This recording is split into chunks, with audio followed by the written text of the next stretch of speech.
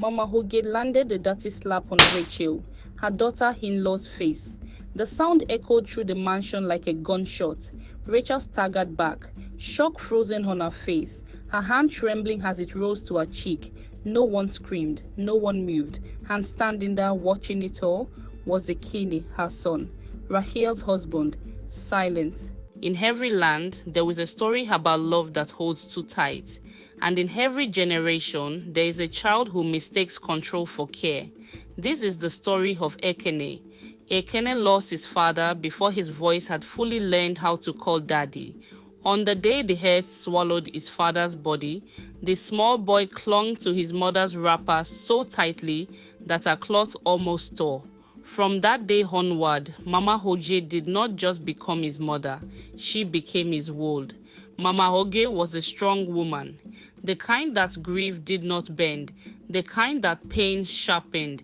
She told herself, if I do not hold this boy tightly, the world will steal him from me, and so she held him tightly.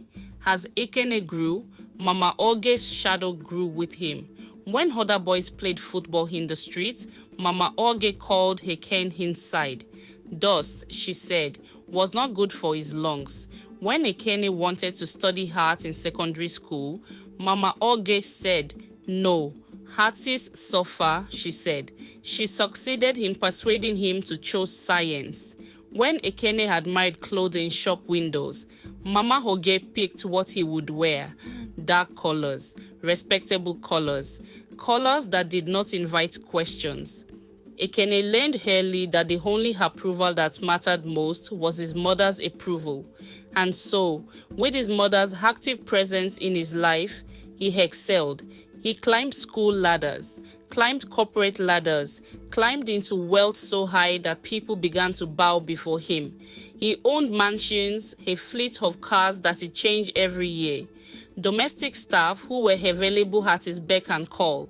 From the outside, Ekene had everything, but inside his house, something was always missing. By age 35, Ekene had been married 3 times, and all those 3 times the women had packed their bags and walked away from the oppression, away from the disrespect, away from the torture, away from a husband who didn't have a mind of his own, away from the prowling eyes of Mama Hoge. The first wife was too quiet. Quiet women hide secrets, she said in disgust and certainty.